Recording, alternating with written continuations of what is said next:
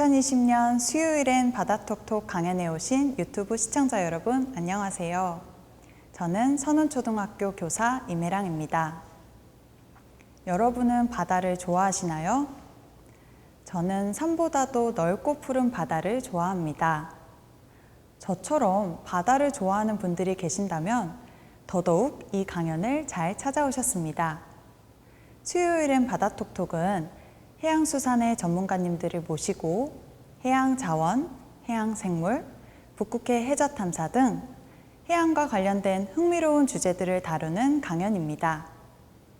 작년까지는 서울, 대전, 부산 3개 지역에서 이 강연을 진행했었는데요.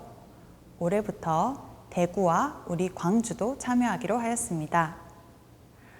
원래대로라면 해양수산의 전문가님들을 모시고 직접 소통하는 장을 마련했을 텐데요. 올해에는 코로나19로 인하여 이렇게 비대면인 온라인으로 만나 뵙게 된 점 아쉽게 생각하고 있습니다. 하지만 장소의 제약 없이 편하게 강연을 들을 수 있는 장점이 있으니 앞으로도 많은 참여 부탁드립니다. 그러면 오늘 강연해 주실 원광대학교 최한길 교수님을 모셔보겠습니다. 안녕하세요, 교수님. 네, 반갑습니다. 반갑습니다. 교수님, 오늘 우리의 삶과 해조류라는 주제로 강연을 해주신다고 하셨는데요. 네. 교수님께서 생각하시는 오늘 강연의 중점 포인트는 무엇이라고 생각하시나요? 네, 우리 일반인들이 생각할 때 해조류 하면 김미역, 다시마만 생각하고 있어요. 그런데 우리나라가 삼면이 바다입니다. 그러다 보니까 900여 종이 살고 있어요. 오늘 이 시간에는 수요일엔 바다 톡톡에서 입안에서 톡톡 튀는 해조류를 소개해 보고자 합니다. 네, 교수님의 말씀을 듣고 나니까 오늘의 강연 내용이 더욱 궁금해집니다. 자, 그럼 오늘의 강연을 바로 시작해 보도록 하겠습니다.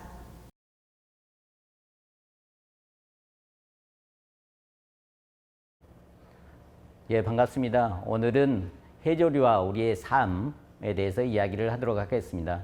먼저 해조류가 우리 삶에 어떤 역할을 하는지 하는 것을 여러분들에게 소개를 하겠는데요. 위쪽 사진을 보게 되면 이게 독도 앞바다에서 제가 7년 전에 스쿠버 했을 때의 장면입니다. 보시다시피 산속에 들어와 있는 느낌이죠. 이거를 바다습이라고 합니다. 그리고 이 종은 대왕이라고 합니다. 보통 유명한 왕을 대왕이라고 이야기를 하죠. 세종대왕. 그래서 이제 해조류 중에 가장 대표적인 해조류가 대왕이 되겠습니다. 이러한 해조류는 아래 사진을 보게 되면은 뭔가 붙어 있죠. 그게 도루묵이라는 종이 알을 낳는 것입니다. 그리고 나무처럼 보이는 게 모자반이라는 해조류가 되겠고요. 하단의 오른쪽 슬라이드를 보게 되면은 군소가 있네요. 군소는 보통 쌍으로 있어요. 근데 오늘은 하나밖에 안 보이네요. 여하튼 여기서 보다시피 다양한 생물들이 알을 낳고 그 다음에 먹이로서 먹게 되는 그러한 해조류는 다양한 생물의 먹이장 그리고 산란장의 역할을 하고 있습니다. 이것 말고도 이제 해조류는 사회 분야, 산업 분야, 환경 분야, 응용 분야로 다양하게 활용되는데 하나하나 짚어보도록 하겠습니다. 먼저 생태 분야인데요. 방금 전에 이야기했던 대왕은 켈프종인데 이러한 켈프종이 어떤 역할을 하는지 우리나라에서 보게 되면은 켈프종은 미역, 다시마가 대표적이라고 볼 수가 있겠습니다. 이들은 슬라이드에서 보게 되면은 전복이라든가 소라의 먹이원이 되기도 하고 이들이 이제 죽게 되면은 해삼의 먹이원이 됩니다. 그리고 이들이 썩게 되면은 우리가 바지락 칼국수 좋아하시죠? 그리고 백합 같은 거 그러한 것들은 이제 구멍이 2개가 있는데요. 하나는 입수공, 하나는 출수공. 말이 어렵죠? 입수공은 물이 들어가는 구멍이라고 생각하면 되고요. 출수공은 물이 나가는 구멍이라고 하면 됩니다.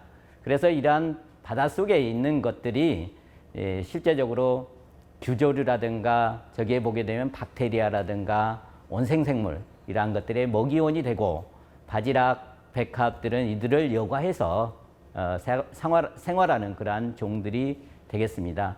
그래서 해조류 한 종이 다양한 생물을 먹여 살리는, 즉 생산자이면서 초식동물도 먹여 살리고 그 다음에 분해자인 박테리아라든가 그런 것도 먹여 살리는 그러한 역할을 한다고 볼 수가 있겠습니다. 다음은 사회 분야인데요. 위쪽에 보게 되면은 그 감태 밭이 되겠습니다. 그리고 오른쪽은 감태를 성게가 열심히 먹고 있는 게 보이죠. 그리고 그 배경에는 탄산칼슘을 그 몸으로 둘러싸고 있는 그러한 무저석회조류라는 것들이 이제 살고 있습니다.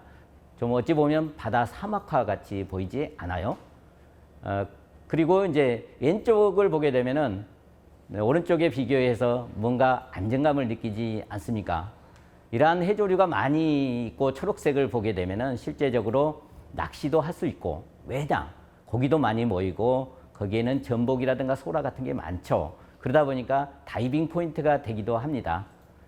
그래서 이제 이렇게 녹색을 보게 되면은 안정감을 느낀다 하는 게 보면은 그린 사이콜로지라고 이야기를 하죠. 한글로 하면은 녹색 심리학. 그래서 이러한 녹색이 풍부해야만 이렇게 스쿠바를 할 수가 있는데, 하단에 그 스쿠바 하는 모습을 보게 되면 제가 독도 수중에서 스쿠바 하는 거고 조사는 광경이 되겠습니다. 바로 하단 오른쪽에 보게 되면은 독도 앞바다가 있는데 제가 가려갖고 잘 안 보이는데 거기에 세 번째 사람이 이제 저가 되겠습니다. 안 보이네. 그리고 뒤쪽으로 보게 되면은 독도는 동도와 서도가 있는데 지금 보이는 것은 동도가 되겠습니다. 그리고 끝쪽이 이제 독립문이에요. 그래서 여러분들이 그 독도를 한 번도 안 가보셨죠? 우리나라 땅입니다. 한 번 가서 꼭 봐야만 되는 것 같은데 상당히 좀 가는 데는 어려움이 있어요. 그럼에도 불구하고 우리 땅이기 때문에 우리가 거기를 밟아야 될 것. 그게 애국심 아닐까요? 다음은 산업 분야가 되겠는데 사진이 4개가 보이죠. 오른쪽 우측에 보게 되면 이게 여러분들이 좋아하는 약간 비싸게 느끼는 그러한 전복 양식장이 되겠습니다. 그리고 왼쪽에 보게 되면은 다시마가 많은데 이 전복의 먹이원으로 다시마가 활용되고 있죠. 이것 말고도 이제 고동이라든가 소라 이러한 것들이 이제 해조류를 먹고 삽니다. 해조류의 생산량을 보게 되면은 113만 톤 정도가 되고 있고요. 이건 전체 수산 생물에서 68.66% 정도 됩니다. 그리고 이제 생산 금액으로 보게 되면은 그 4,400억 정도가 되겠고요. 25.0%인데 첫 번째가 어류고 두 번째가 폐류가 되겠고 해조류가 생산 금액으로 하면 세 번째가 되겠습니다. 해조류 생산량으로 보게 되면 해조류가 넘버원이죠. 그래서 생산량으로 보나 생산 금액으로 보나 해조류는 세 손가락 안에 드는 중요한 것이라고 볼 수 있겠고, 하단에 보게 되면은 청각이 보이죠. 그리고 하단 오른쪽이 김양식장이 되겠습니다. 다음에 이제 해조류는 생장하는 데 있어서 질소라든지 인이라든지 칼륨 이러한 것들을 생장에 중요한 영양소로 사용을 하고 있습니다. 그렇기 때문에 그 생물 여과자, 바이오 필터라고도 이야기를 해요. 또한 해조류는 생물 지표자로 사용하고 있는데 밑에 사진을 보게 되면은 파란색하고 빨간색이 있죠. 그래서 이거를 이제 생태학적 상태 그룹, 이컬로지컬 스테이트 그룹이라고 이야기를 해서 ESG라고 이야기를 해요. 그래서 크게 ESG1과 ESG2로 나누게 되는데, ESG1이 많으면 해조류, 그런 지역에서 나는 해조류가 많게 되면은 청정 지역, 그다음에 ESG2가 나타나면은 그러한 것들 상대적으로 오염 지역, 그리고 사람이 많이 교란하는 그러한 지역이라고 볼 수가 있겠습니다.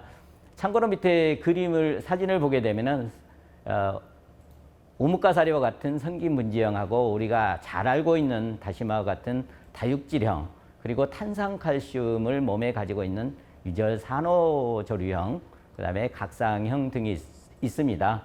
아까 각상형 그 무절석회조류는 바다를 사막화하는 그러한 내용을 방금 전에 말씀을 드렸죠. 그리고 엽상형은 김과 같이 납작한 형태를 띠고 있고, 사상형은 이제 실사 모양상이에요. 그래서 이제 실 모양으로 되어 있는데, 이들 두 종이 많으면 상당히 오염 지역이다, 그렇게 이해를 하면 될 것 같은데, 여러분들은 솔직히 산천어 같은 것에는 익숙하죠. 산천어가 서식을 하면 1급수다. 그리고 붕어가 나면은 4급수나 5급수다. 그렇게 판정을 하는데, 해조류 가지고도 이렇게 어떤 지역인지 하는 것을 알 수가 있겠습니다. 다음은 이제 해조류가 식품과 예술로서 활용되고 있는데, 일본 북해도 쪽에 하코다테 시에 가게 되면은 다시마관이 있어요. 다시마는 아까 이야기했듯이 우리나라 900여 종 중에 한 종인데, 일본에서는 건부라고 해가지고 한 종을 가지고 박물관을 만들었어요.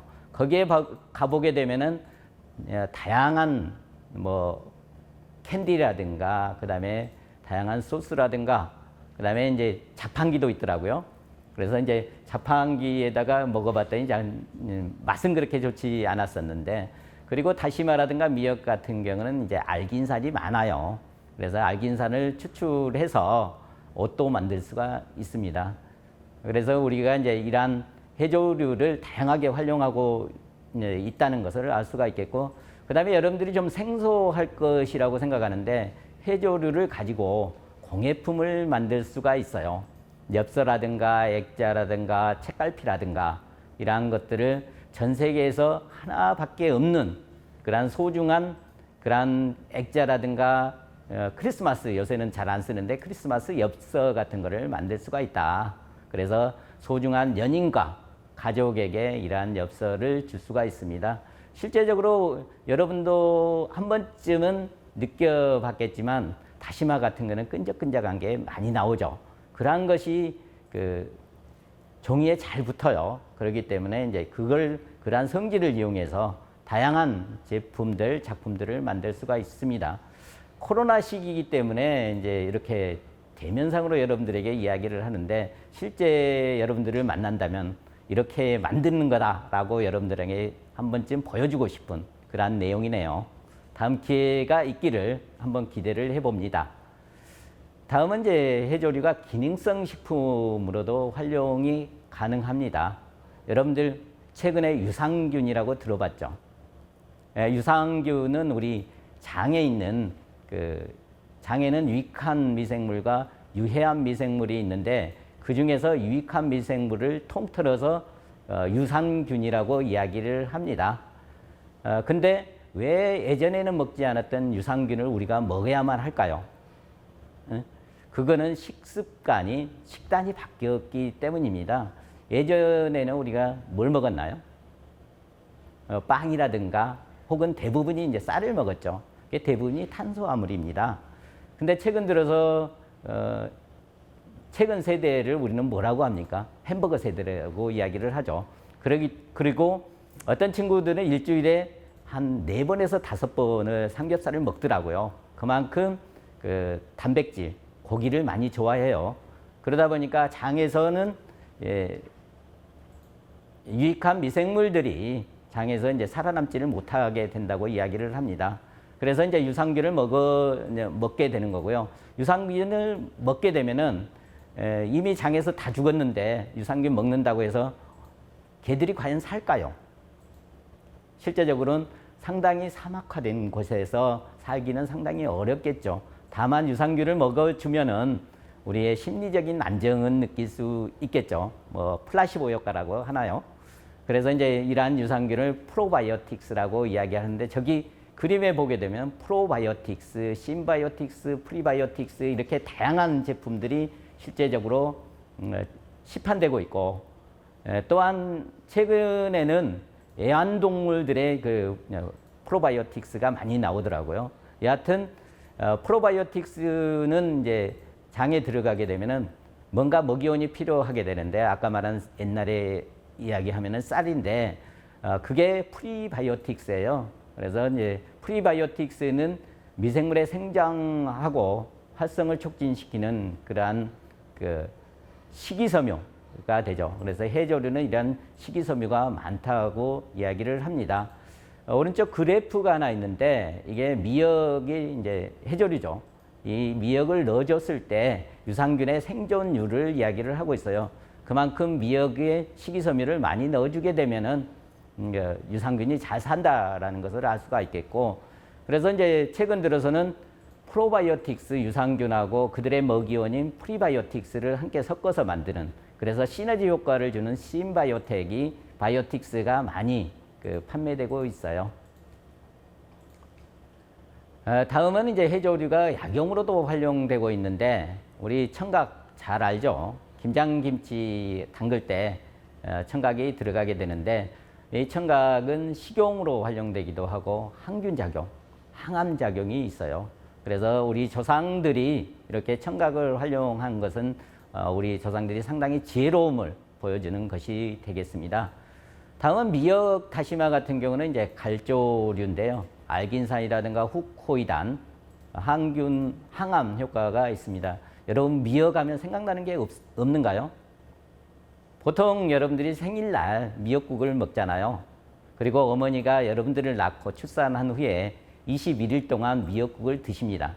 그래서 미역은 어찌 보면 어머니의 해조류가 되겠는데, 고려 시대에 우리 고래가 이제 새끼를 낳는 포유류가 되는데, 고래가 미역을 새끼 난 후에 미역을 먹는 것을 보고 우리 조상들이 미역을 먹기 시작했다고 합니다.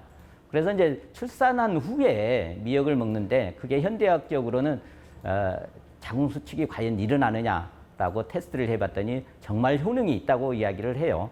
그래서 조상님들은 그냥 먹는 게 아니었다라는 것을 이제 우리가 확인해 볼 수가 있겠습니다. 그리고 이제 세 번째 홍조류 중에서 이제 진두발을 여러분들에게 소개하겠는데, 여러분들 우뭇가사리는 많이 들어봤죠.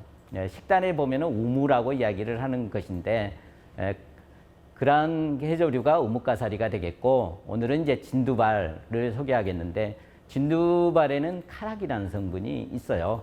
그래서 이제 카락이라는 성분을 오른쪽 끝에 어떻게 활용하는지를 보여주고 있는데, 아이스크림에도 활용하고 젤리에도 활용하고, 그 다음에 이제 약 만드는 데도 활용을 해요. 그리고 치약 만드는 데도 활용하고, 실제적으로 여러분들이 이제 여기서 다 소개를 못 하겠지만 여러분들 생활 속에 알게 모르게 다양한 해조류 추출물이 활용되고 있다는 것을 여러분들이 알았으면 하는 생각이 듭니다. 그 다음에 이제 최근 들어서 화장품에 대해서 각광을 받고 있는데요. 해조류가 화장품의 원료도 되고 있습니다. 화장품 하면은 여성분들 특히나 어떤 느낌이 받아요? 일단은 거기 항균 작용이 있어요. 특히나 중고등학생들, 여학생들 얼굴에 여드름 많이 나죠. 그래서 거기에다 화장품 바르면 문제가 발생을 하겠죠. 그래서 화장품 내에는 항균 작용을 넣거든요. 그 다음에 또한 항산화, 다른 말로는 항노화라고 하는데, 노화를 억제시키는 거. 다음은 이제 가장 중요시하는, 동남아시아 사람들도 중요시하죠. 그건 뭘까요? 미백이죠. 그 다음에 이제 또 나이 드신 분이 생각하는 항주름, 안티링클 쪽인데, 그러한 효과, 자외선, 차단. 그래서 이제 요새는 화장품이 한 번 바르면 모든 걸 해결할 수 있어야만 돼요.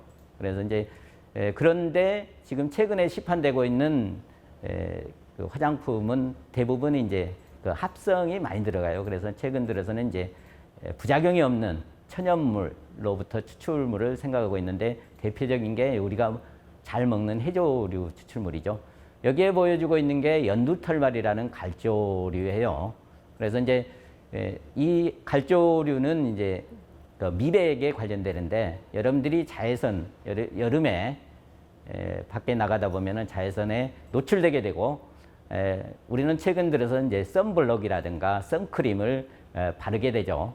그럼에도 불구하고 기미주근깨가 끼게 되는데, 기미주근깨는 결국은 저기서 나오는 멜라닌 색소 때문이에요.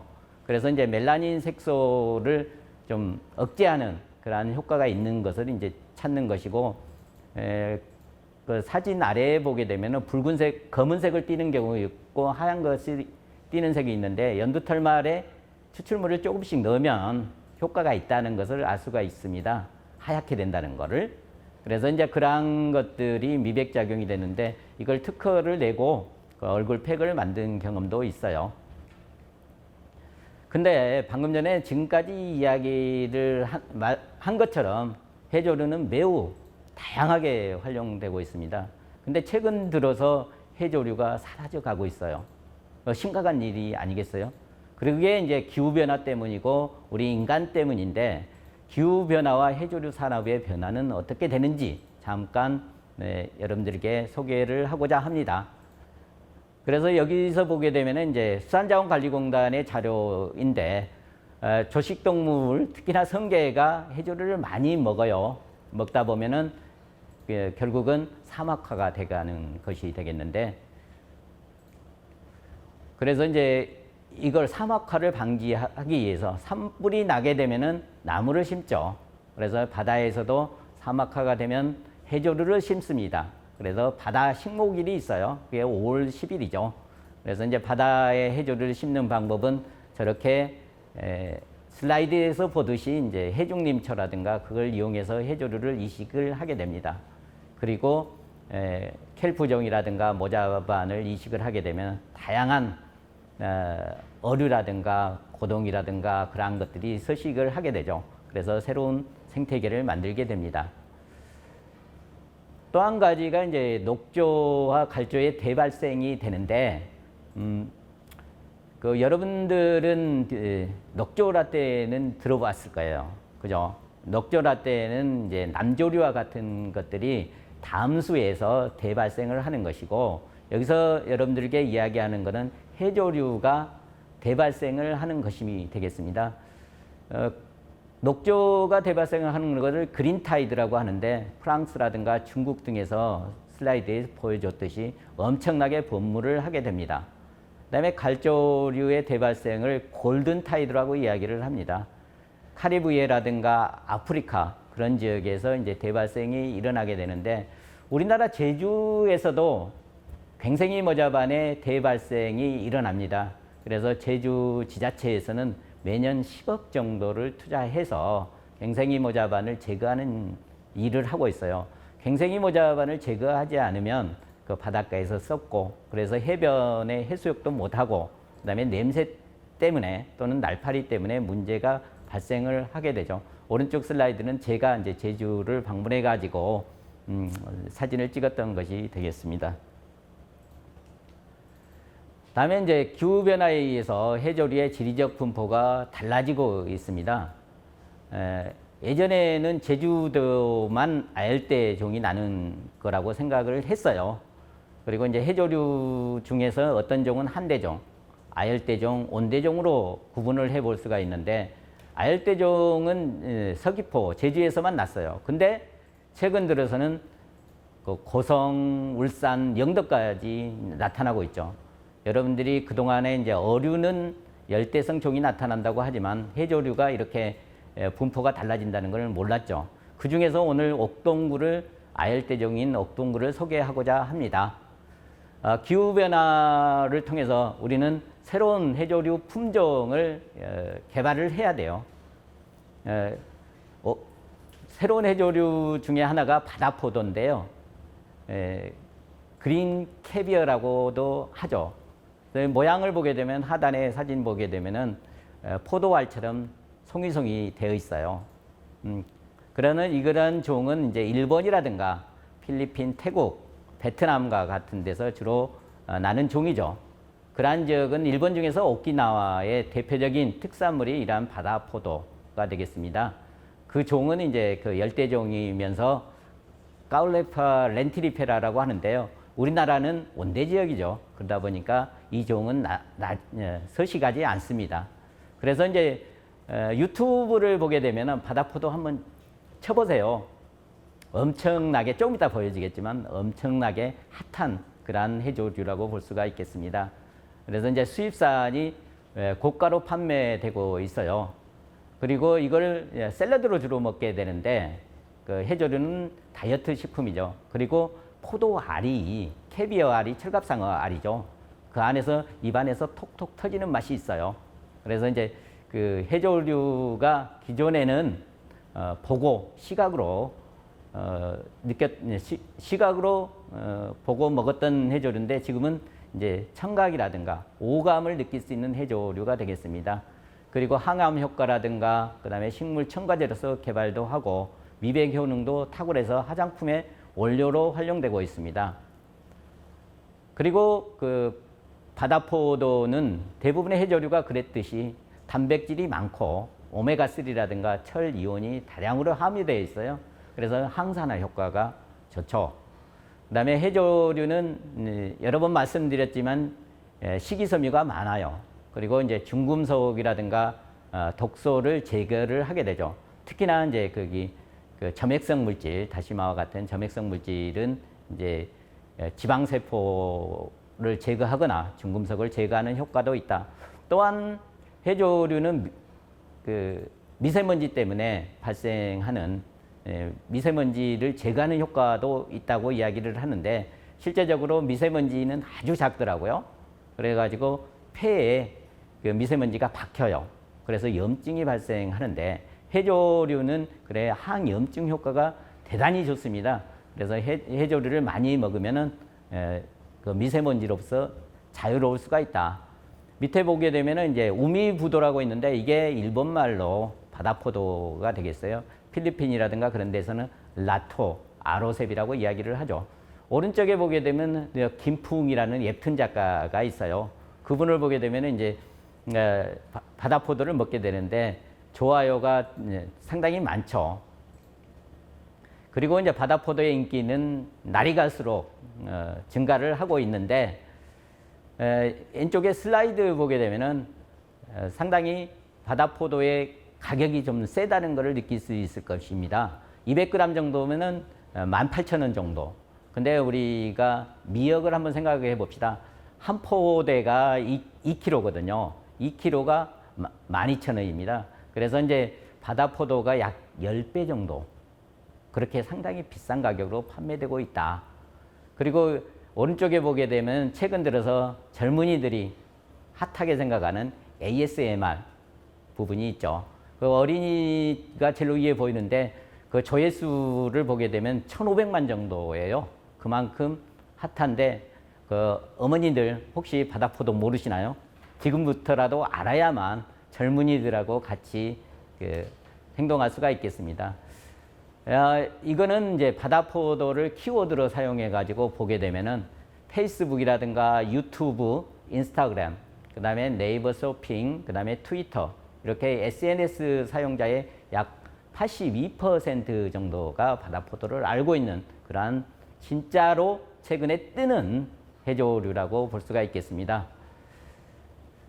그런데 대부분 바다포도는 이제 수입산이죠. 그래서 이제 수입산이다 보니까 신선도가 하락할 수밖에 없어요. 밑에 보게 되면은 상당히 색깔이 탈색된 부분도 있을 수가 있겠는데, 그리고 물류 비용이 발생을 하게 되죠. 그렇다면은 가격이 증가될 수밖에 없어요.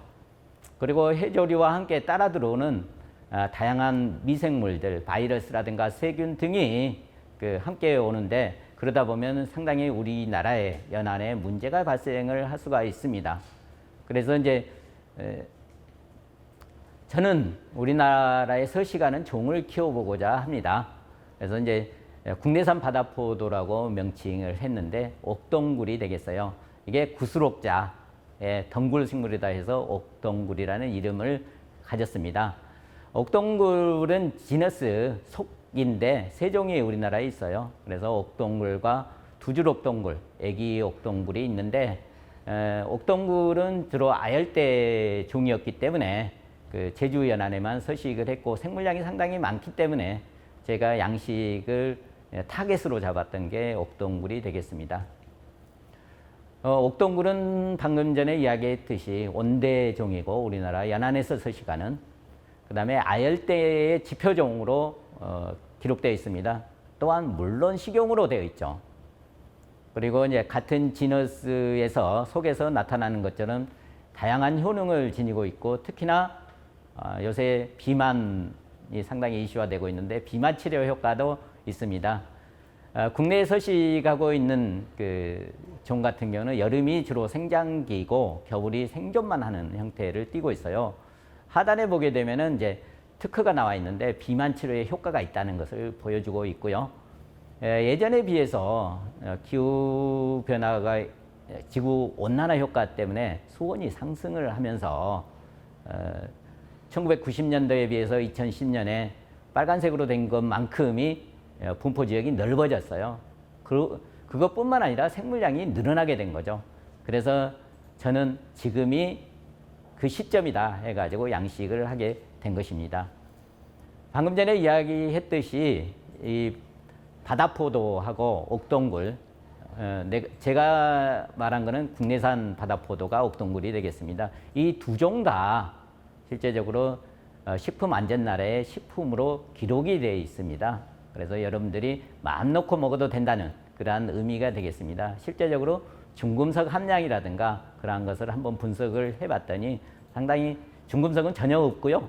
그 다음에 이제 다양한 여러분들의 건강에 좋은 그러한 성분들이 상당히 많이 있었습니다. 그래서 이제 저는 바다포도를 국내에서 특히나 육상에서 한번 키워보자. 여러분들이 생각할 때 해조류는 바다에서 주로 양식하는 것으로 되어 있는데 바다를 생각해 보면은 후쿠시마 원전 아시죠? 방사능 오염. 그래서 우리 아까 오키나와에서 나는 종보다는 우리나라에서 나는 종, 국내산 바다포도가 훨씬 여러분들의 건강에 좋을 거고요. 그 다음에 이제 육상에서 키워야만 환경오염이라든가 그런 데서 자유로울 수 있다라는 이야기를 할 수가 있겠습니다.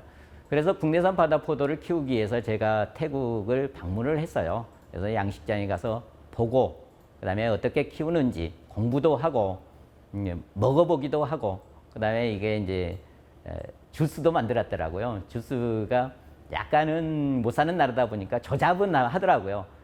그런데 이렇게도 먹을 수 있구나 하는 생각을 해봤습니다. 물론 종은 다르죠. 하지만 기본적인 기술은 비슷하다고 생각을 하고 여러분들한테 이제 소개시켜주기 위해서 가서 공부를 했습니다. 그리고 나서 실내에서 이제 우리나라에서 배양을 하기 시작을 했었죠. 그래서 이제 제일 위쪽에 왼쪽에 보게 되면 실내에서 저희 온강대학교에서 실내에서 저거 키우고 있는 것들이 보여주고 있고요. 두 번째는 600리터 되는 수조에서도 키워봤습니다. 그리고 이제 하단에 보게 되면은 50톤 수조, 큰 수조에서 해조류를 바다포도를 키우고 있고 바다포도가 저만큼 생장을 했어요. 그래서 여러분들이 올해에는 여러분들에게 공짜로 공급을 하려고 합니다. 그래서 이제 유튜브에서 외국산을 먹지 말고 안전한 국내산을 한번 먹어볼 수 있도록 했으면 좋겠다는 생각이 듭니다. 그래서 이제 국내산 바다포도 생산한 것들을 이제 보여주고 있는데요. 다양한 형태로 먹을 수가 있습니다. 그래서 현재 그 음식점 또는 식품하는 사람들하고 계속적으로 그 새로운 제품 개발을 위해서 음식 개발을 위해서 노력을 하고 있는 상태고요.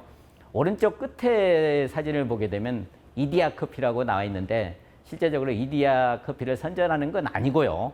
이게 이제 실제적으로 젊으신 분들이 아이스 아메리카노를 상당히 좋아하고 거리에 보게 되면은 버려진 플라스틱 통이 많더라고요. 근데 최근 들어서 여러분들 미세 플라스틱 문제라는 건 아시죠?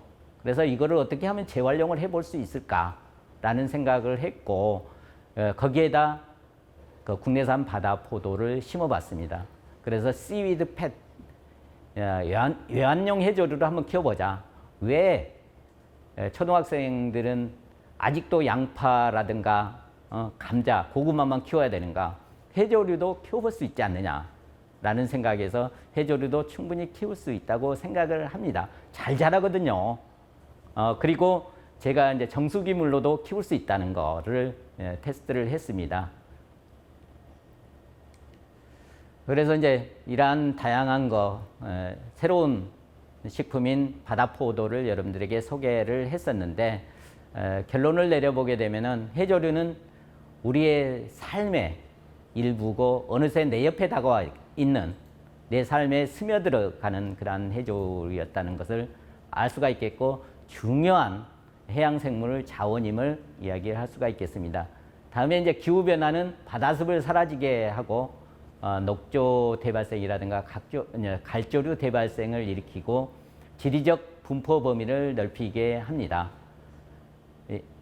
기후 변화에 발맞춰서 고수원에서 양식 가능한 한 새로운 신품종 해조류 양식 기술 개발을 통해서 우리 삶을 좀 더 풍요롭게 하려는 게 저의 목표입니다. 그래서 여러분들이 해조류를 사랑해주고 아껴주고 먹어주는 게 실제로 저와 같이 해조류를 연구하는 사람에게 힘이 되고 용기가 됩니다. 그래서 많은 관심 가져주시기 바랍니다. 예, 고맙습니다. 유익한 강연을 해주신 교수님께 감사드립니다. 저도 감사합니다. 저는 오늘 강연 중에 바다포도가 가장 기억에 남는데요. 예.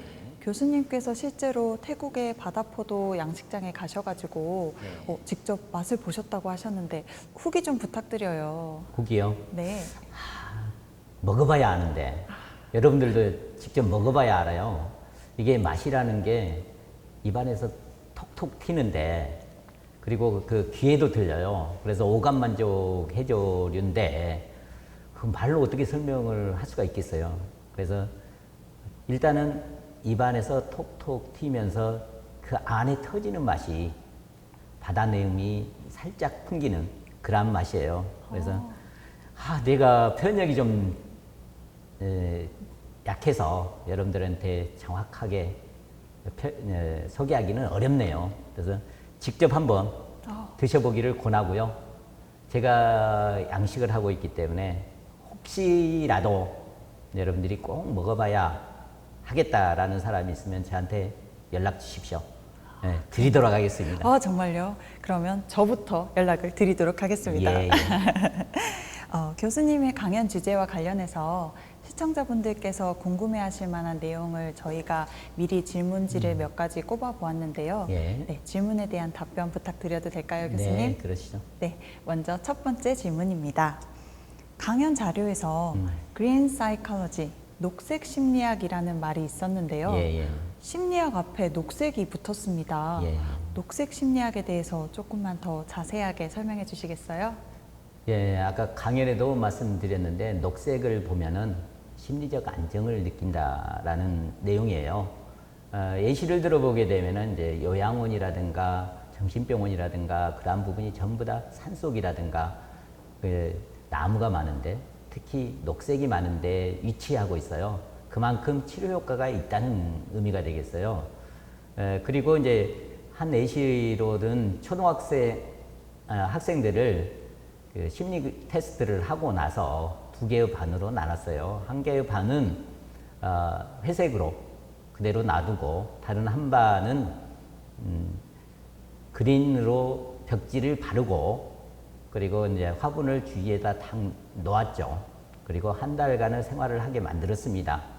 그리고 나서 다시 심리 테스트를 두 개의 반의 학생들을 했어요. 그랬더니 회색 도배지를 에서 한 달 동안 있었던 애들하고 그다음에 화분이 있는 녹색이 있는 데서 생활했던 학생들과 비교를 해봤더니 화분이 있는 녹색이 있는 데서 자란 학생들이 훨씬 더 온화하고 공격성이 약하더라는 거죠. 그래서 여러분들이 혹시라도 자제분이 아들이나 딸이 약간은 정신이 좀 사납다, 안정되지 못하다 하면은 도배지를 한번 바꿔보세요. 녹색 도배지, 녹색의 벽지로. 그러면 여러분들이 자제분들이 차분한 성격을 가지게 될 것입니다. 저도 저희 반 교실의 네. 벽지를 녹색으로 바꾸고 싶은 마음이 엄청나게 드는데요. 예, 한번 바꿔보세요. 그럴까요? 근데 제가 벽지를 광고하는 건 아닙니다. 그렇게 하시고요. 네, 그러면 두 번째 질문 드리도록 하겠습니다. 5가지 분야 중에 응용 분야를 설명하실 때 일본 북해도에 다시마관이 있다고 말씀하셨는데요. 예, 예. 우리나라에도 다시마관이 있는지 아니면 이런 비슷한 관이라도 있는지 한번 대답해 주실 수 있으실까요? 혹시 네. 그런 종류를 한번 봐봤어요, 박물관? 아니요, 저는 봐본 적이 없어요. 그러죠. 네. 저 역시도 우리나라에서 다시마관이라든가 해조류관 같은 걸 본 적이 없어요. 그래서 앞으로 우리나라가 이제 그러한 부분에 신경을 좀 써야 될 부분이라고 생각을 합니다. 다행히도 우리나라만이 존재하는 게 하나 있는데 그게 완도군에서 하는 해조류 국제 박람회입니다. 그거는 세계에서 최초이면서 아직도 다른 나라에서 한 번도 해본 적이 없습니다. 해조류 박람회는 2014년에 1회 했고 2017년 그다음에 내년 4월에 3회를 하게 됩니다. 저희 사단법인 조류학회하고 완도군하고 손잡고 같이 박람회를 하기 때문에 내년에 여러분들이 완도를 방문하셔서 전 세계적으로 해조류를 어떻게 활용하고 있는지 그런 그 기업감부터 해조류 활용에 대한 것을 한 자리에서 느낄 수 있는 그러한 자리였으면 좋겠습니다. 그래서 꼭 한번 와주시기 바랍니다. 그렇군요. 혹시 언제쯤인지 알 수 있을까요? 내년 언제쯤에 해조류 박람회를 열까요? 4월 23일부터 네. 약 한 달간인데 끝나는 날은 정확히 기억을 못하겠네요. 네, 그 중에서 네. 우리 학회에서 국제 해조류 심포지움을 하게 됩니다. 그래서 이제 전 세계 유명한 학자들하고 우리나라 해조학자들이 모여가지고 거기에는 분명히 어민하고 뭐 수산 관련 분들이 많이 오겠죠. 그래서 약 500명 정도를 예측하고 있는데 그러한 분들이 서로 새로운 학문에 대한 결과를 발표를 하고 정보를 공유하면서 새로운 창업 아이디어도 개발하는 그러한 자리가 될 것이라고 봅니다. 그것도 관심 있으면 꼭 와주세요. 네. 네, 관심 있으신 분들은 내년에 4월쯤에 있는 완도의 해조류 박람회에 참석하시면 좋을 것 같습니다. 네, 이어서 세 번째 질문을 드릴게요. 저도 프로바이오틱스, 유산균 매일 챙겨 먹고 있는데요. 아마 다들 건강에 관심이 많아지면서 여러 사람들이 챙겨 먹는 걸로 알고 있습니다. 네, 프로바이오틱스의 먹이라고 알고 있는 프리바이오틱스가 있는데요. 해조류가 프리바이오틱스의 역할을 한다는 말씀이실까요? 그렇죠. 아까 강의 시간에도 잠깐 이야기를 했었는데 결국은 유산균은 식이섬유를 먹이원으로 살아야만 됩니다. 그래서 해조류가 식이섬유가 많아서 다이어트용으로 상당히 잘 알려져 있죠. 그래서 이제 여러 가지 미네랄부터 해가지고 식이섬유가 많기 때문에 해조류를 먹어주는 것, 그게 여러분들의 장을 지키는 것이 되겠고, 최근 들어서 장 건강이 결국은 우리의 건강을 지키는 것이라고 이야기를 하죠. 그래서 여러분들은 옆에 해조류를 꼭 두시고, 또한 미역 귀에 보게 되면은 그 끈적끈적한 부분이 있죠. 미역 귀에는 그 여러 가지 이제 씨앗이 되는 부분이 있어요. 그렇기 때문에 매우 소중하죠. 거기에는 좋은 성분들이 상당히 많아요. 그래서 여러분들이 미역귀를 많이 드시면 좋을 것 같아요. 우리 코로나19로 바이러스 때문에 문제가 되는데 이 코로나19에 대한 바이러스의 억제 효과가 있는지 테스트는 아직 안 해봤는데 다양한 바이러스, HIV라든가 그런 바이러스의 생장을 억제하는 효과가 있거든요. 그래서 분명히 부분적으로 효능이 있을 거라 하니까 미역 또는 다른 해조류 멀리 하지 마시고 가까이 두고 사랑해 주시기 바랍니다. 예. 저 또한 아까 놓칠 수 없는 말 다이어트에 좋다고 하니까 당장 해조류를 사러 가야겠습니다. 이어서 네 번째 질문 드리도록 할게요. 교수님의 강연 중에 사진으로 녹조와 갈조 사진이 있었는데요. 왜 이런 현상이 발생하는지 자세하게 설명 좀 부탁드립니다. 어려운 건데. 알려주세요. 네. 일단은 여러분들이 잘 알고 있다시피 온실가스라고 아시죠? 대기 중에 CO2. CO2가 많아지는데 CO2가 나쁜 게 아니에요. CO2가 콜라병에 들어가면 톡 쏘는 맛을 주게 되죠. 그런데 이제 CO2가 우리가 화석연료를 많이 사용함으로써 대기 중에 CO2가 엄청나게 많아졌어요. 그들이 이제 바다에 녹아드는데 그게 HCO3라는 그런 형태로 탄산이라는 형태로 녹아들게 돼요. 그래서 이 해조류가 광합성을 할 때 태양광하고 그다음에 CO2가 필요한데 CO2를 그걸 이용을 하죠. 그러다 보니까 CO2가 많아지니까 광합성도 잘하고 그러다 보니까 생물량이 많아져요. 그게 이제 대발생이 일어난 것인데 그러면 CO2만 많으면 대발생이 되느냐? 그건 아니죠. CO2도 있고 온도도 있고 또한 우리가 이제 생활하다 보면은 그 음식물 쓰레기라든가 그런 거 아무리 정화해서 내보내도 아무래도 인이라든가 질소 등이 많아요. 그러다 보니까 그들이 이제 그러한 그 영양소도 많고 온도도 많고 그다음에 이제 CO2도 많기 때문에 이렇게 대발생을 하게 되는 겁니다. 그래서 이제 이러한 문제가 갈수록 대두될 거예요. 중국에서는 청각도 대발생을 한다고 그러거든요. 앞으로 이제 전 세계적으로 보면 대발생이 많아질 수 있기 때문에 여러분들이 대기 가능한 한 우리 BMW라고 아는가 모르겠는데 버스하고 메트로하고 W는 워킹이죠. 그래서 이제 차를 타지 마시고 BMW를 타자라는 것을 여러분들에게 강조하고 싶어요. 그게 우리를 지키는 길이고 그다음에 여러분들의 후손, 자손들을 지키는 길이라고 생각합니다. 그래서 나부터 실천을 하는 게 가장 좋지 않을까 하는 생각을 해봅니다. 저부터 지킬게요.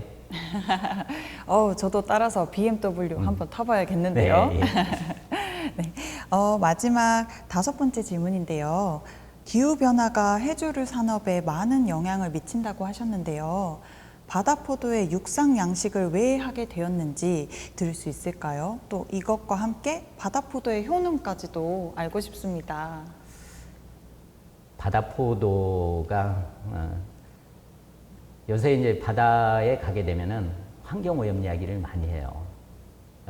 미세 플라스틱이니 중금속이니 이런 이야기를 하는데 우리가 육상에서 좀 키워야만 거기서부터 조금씩 자유로울 수 있고 그다음에 이제 바다포도를 언제든지 먹으려면은 바다는 파도가 세면은 가서 채취가 불가능하잖아요. 그래서 육상에서 키우는 게 좋겠다는 생각을 하고 바다에서 키우면은 다양한 해조류가 또 끼어요. 그다음에 다양한 동물들도 끼고 그러다 보니까 샐러드로 먹기가 상당히 어렵습니다. 그래서 이제 육상에서 깨끗하게 키워가지고 샐러드를 먹어야 된다는 생각을 하고 왜냐하면은 이 효능 이야기를 했었는데 바다포도가 국내산 바다포도는 그렇게 생물량이 많지 않았어요. 그래서 제가 대량 생산을 하기 때문에 이제부터 얼만큼 많은 효능이 있을지 이제 알게 될 겁니다. 그게 이제 미래의 과제가 되겠고 여러 교수님들과 같이 연구를 하고 있습니다.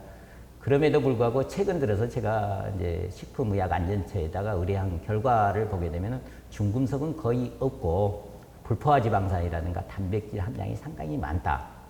그리고 미백 효과가 있기 때문에 아직 결론은 못 내린데요. 먹어서도 미백이 되지 않을까 하는 것을 조심스럽게 예견을 해봅니다. 나중에 연구를 통해서 결과를 알려드리도록 하겠습니다. 먹어서 미백이 되는 바다포도. 이거는 무조건 사러 가야겠습니다. 네. 네. 이것으로 질의응답 시간을 마치도록 하겠습니다. 이렇게 자세하게 질문에 대답해 주셔서 감사드리고요. 여러분들 이렇게 오늘 멋진 강의와 자세한 질의응답까지 해주신 교수님께 다시 한번 박수 부탁드립니다. 감사합니다. 다음 강연 안내입니다. 도입 강연은 숭이과학기술고등학교 박성우 교감 선생님께서 바닷속 세상이라는 주제로 강의를 해주실 예정입니다. 본 강연은 인하대학교 김태원 교수님을 모시고 바다의 불편한 진실과 우리의 미래에 대해 살펴볼 예정이니 다음 방송도 많은 관심 부탁드립니다. 여러분들도 해조류에 관심을 가지고 일상생활 속에서 찾아보면 어떨까요? 그럼 이것으로 강연을 마치겠습니다. 감사합니다. 감사합니다.